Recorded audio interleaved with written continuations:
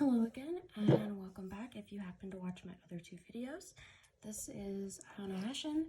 I recently made a Twitch, but due to technical difficulties for the moment, I'm just going to be uploading solely to YouTube until we figure out sort of what's going on with our machines.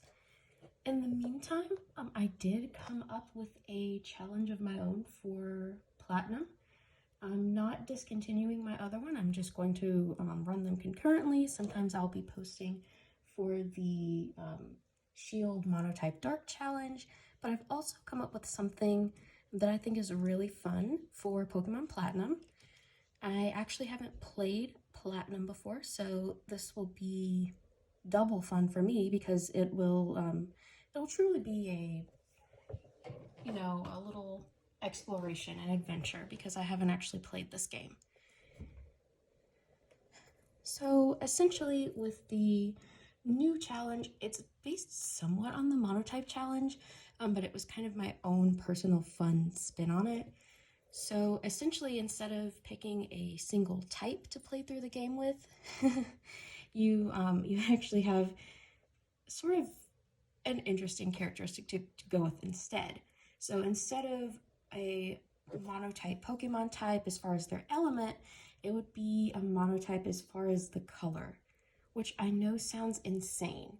But before I finalized all of these nuances, I did actually go through the Pokedex of Sinnoh and looked at different Pokemon based on their color. So this is actually a very feasible run. You could even actually keep your original starter depending on what color you choose. Now you could, for instance, choose the color blue or the color yellow, but one of the central points of that challenge would be only using a Pokemon that's that color. So essentially, if you see a Pokemon that's not blue, if you're doing blue as your run, then you could catch it for the Pokedex, but like the Monotype challenge for their actual elemental type, you wouldn't be using it. So there are rules for it. This challenge is not going to be one of those overly serious, overly solemn challenges. I actually came up with this challenge because I'm one of the people who just does not have the mental fortitude to do a Nuzlocke. I get too attached to my Pokemon, and I wanted something that was just more, more lighthearted.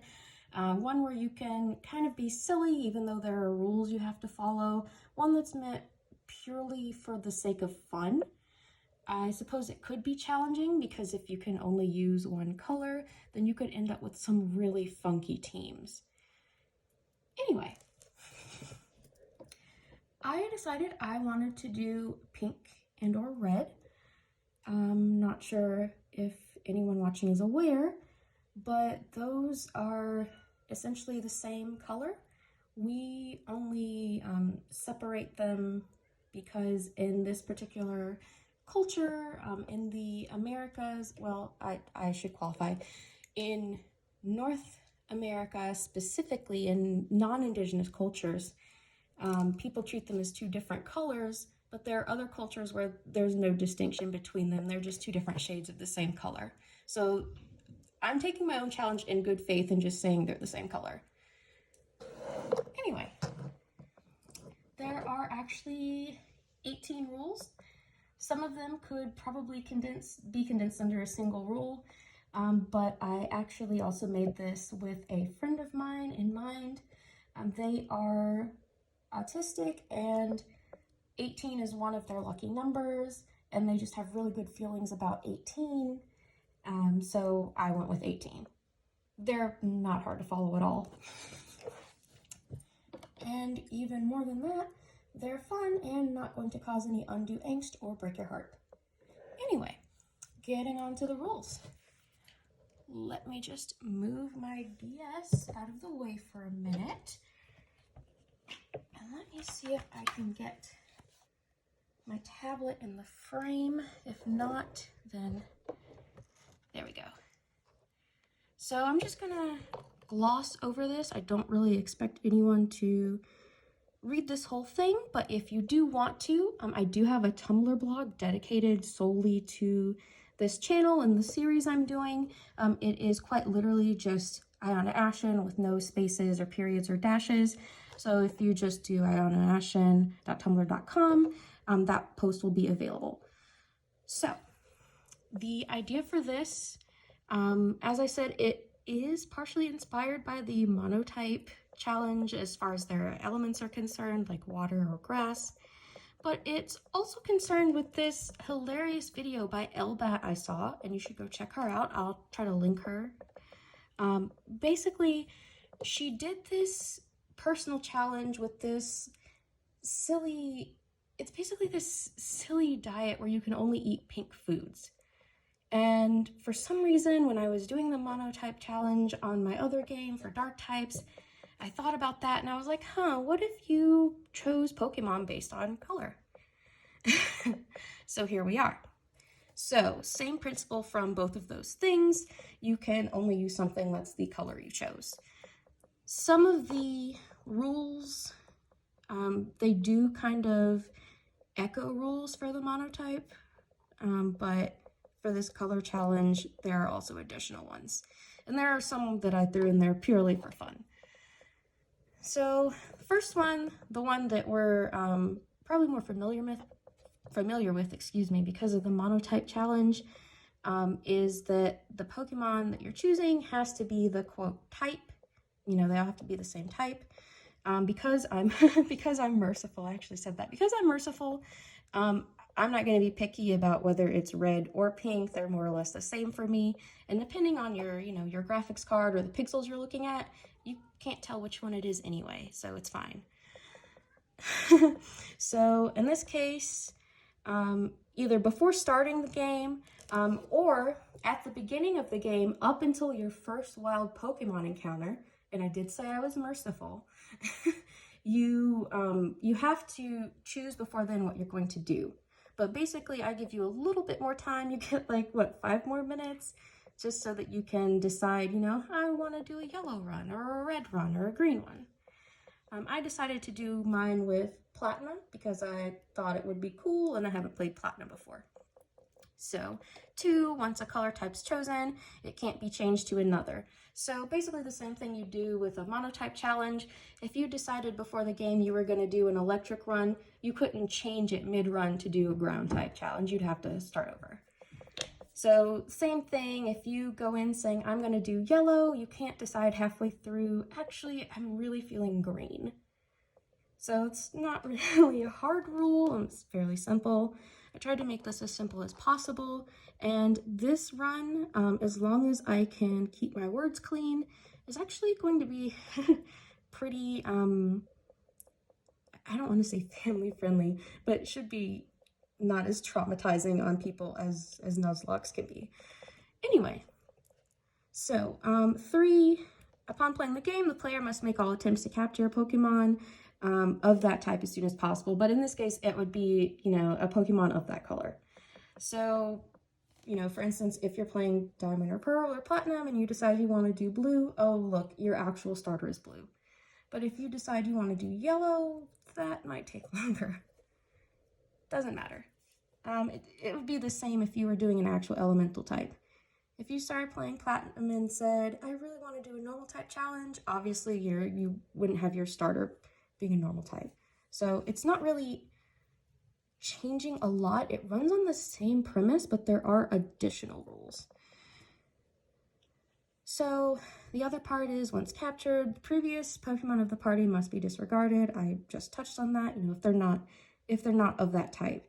So if you decide you want to do a ghost challenge and you have like 3 water types, you can't use those guys. Sorry. They're like permanently benched. But they're okay. They're alive. Again, this is not a Nuzlocke. They're alive. They just don't qualify for your team. So again, because I'm merciful, the Pokemon, at least for me, if you want to make it harder for yourself and be like it has to be entirely pink or red or orange or whatever color you go with, that's on you. Me personally, I'm okay with them just having that body part be that color. So for instance, if it is, yellow, but it has like a red head and red hands, I'm fine with that. So if it has at least a pink or red, you know, body part or markings, then I'm okay with that. That being said, things like their inner ears and inside of their mouths don't count. I'm sure someone would try that simple get around, even though this isn't a hard challenge, but that's just not going to cut it. I mean, for most creatures, the inside of their mouth and ears is going to be that color, and that doesn't mean that that Pokemon is that color. Okay. So 5 is just saying the Pokemon you use have to be the specific color, just like they have to be a specific type in the Monotype Challenge, but it has to be through the, it's preferably through the entire line, but if not, only unevolved Pokemon can be a different color. And the example I gave is that Scyther becomes Scizor, so if you're doing a red run and you see a Scyther, it's okay to catch it because it's going to be red. On the flip side, and I think I touched on this later, if you find something that's red and then it evolves in a way that makes it not red, then unfortunately you would either be unable to use it or you wouldn't be able to evolve it. So let's see, where was I? Okay, yes, and then 6 was just reinforcing other things I said, following the above rule. Just like with their elemental monotype, if a Pokemon doesn't start off the correct color, it should be evolved to reflect the color monotype as soon as possible. So same thing with the types, like my Dark Run and Shield, for instance.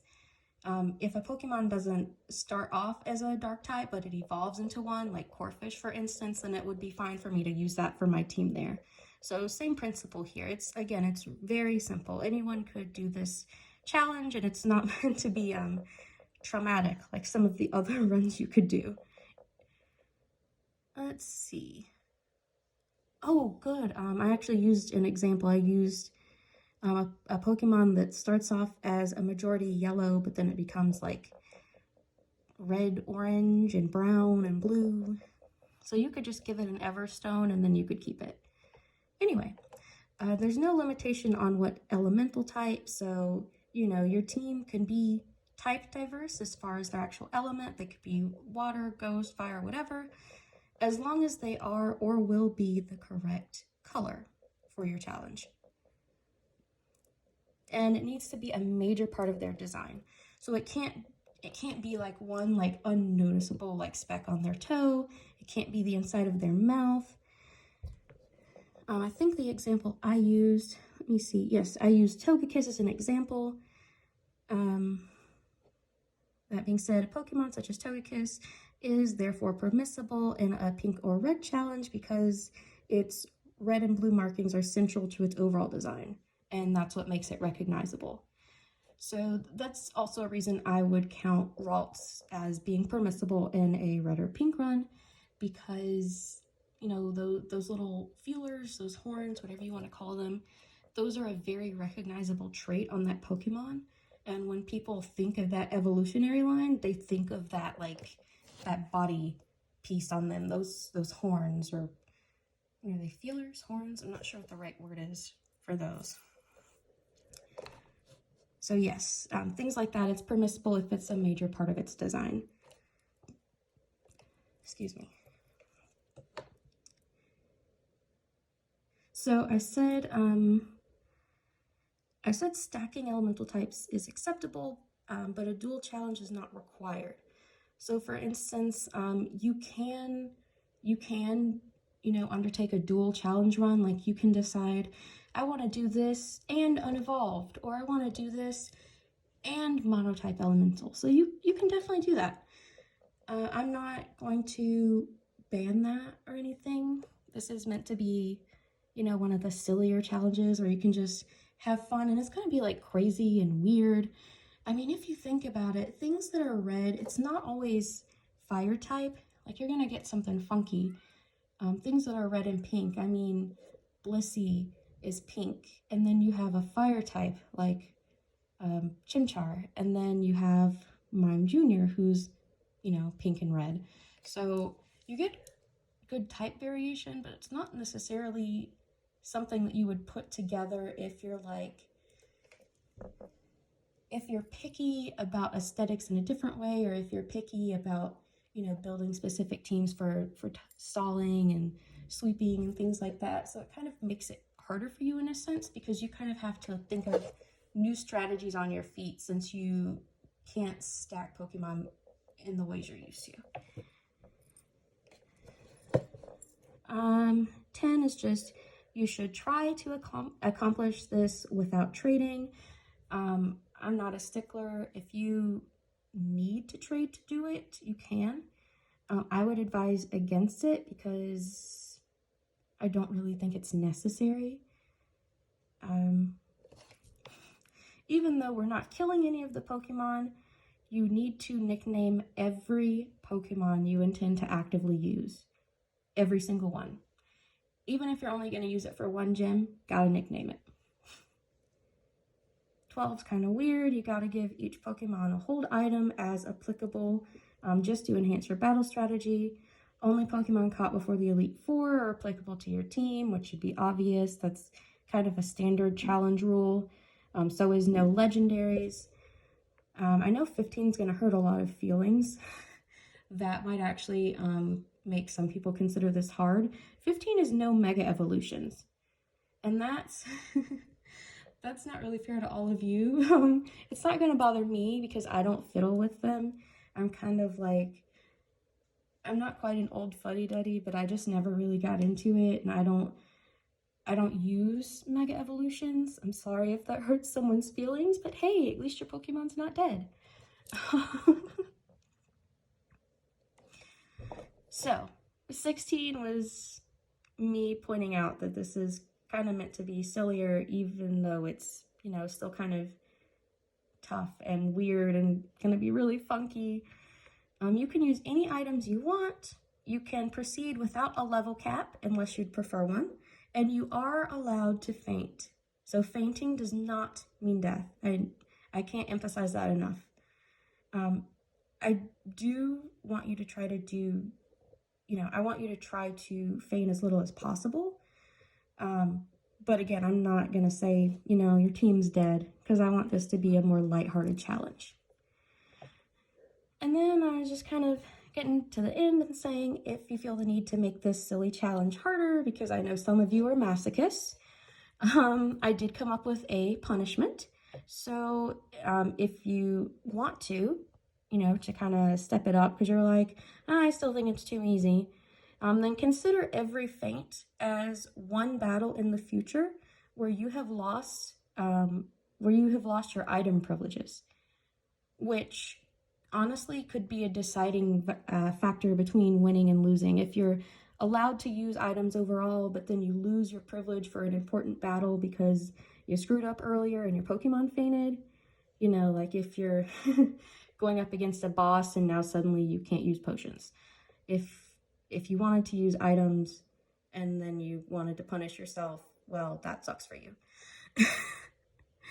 The other thing was you would also lose the ability to use that Pokemon in the next battle. So it's not dead. Again, this is not a Nuzlocke. It is not. I can't stress that enough. However, if you want to add, you know, another level and you think this is too silly without there being some harsher requirements, then you can, you know, you can do this to make it harder. So you can lose your item privileges for the next battle, the whole battle, not just switch outs, or the ability to use the Pokemon that fainted in the next battle. Which again, say you're going through Team Galactic Base, and it's not like I'm going into this game, excuse me, totally unprepared. I am aware of game elements like Team Galactic.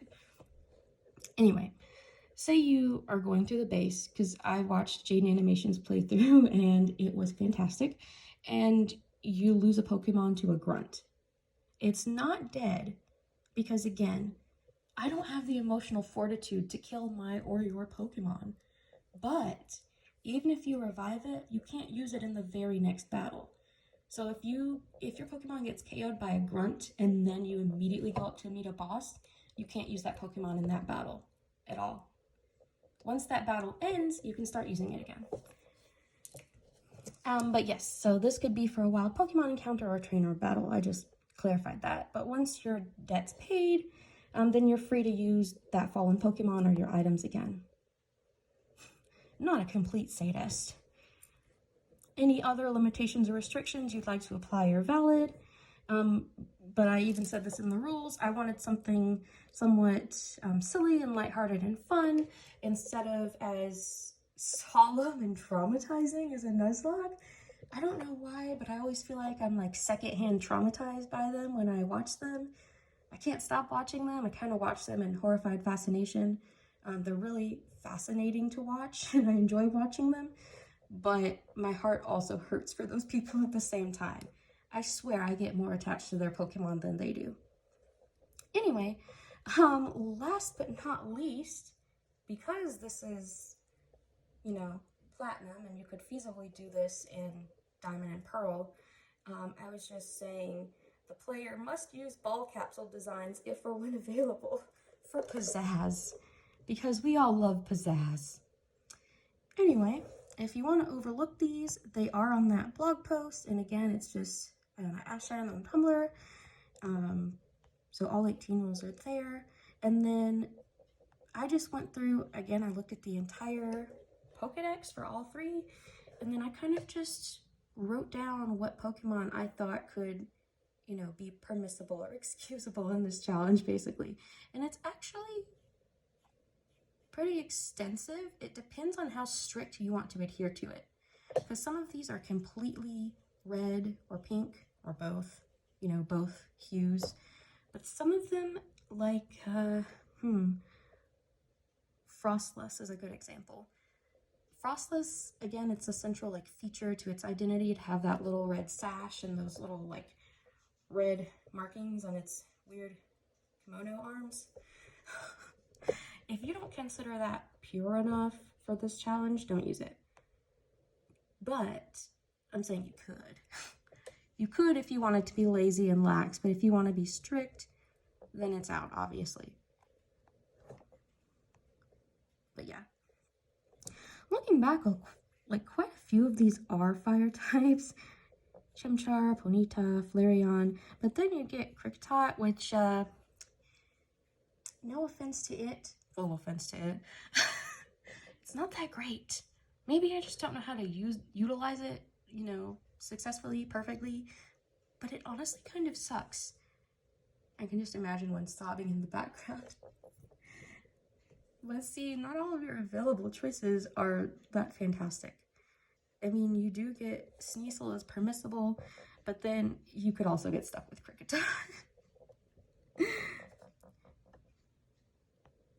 On some of the description at the bottom, some of these I think could go either way because you can't really tell, like based on your graphics card or the pixels or whatever. Some of them, it's kind of ambiguous whether they're red or pink, and some of them that are quote-unquote red are kind of reddy orange, like Magby. So you can decide for yourself if you think it's red or if you think it's orange. If you think it's orange, obviously you can't use it unless you're doing an orange run. But if you think it's red, well, go ahead. Besides, even if a majority of people do tend to think it's more orange, I'm not going to vibe check you and kneecap you and be like, you can't do that. I'm not that kind of dark overlord. So that's it. That's the challenge. And I will be starting the game to do just that.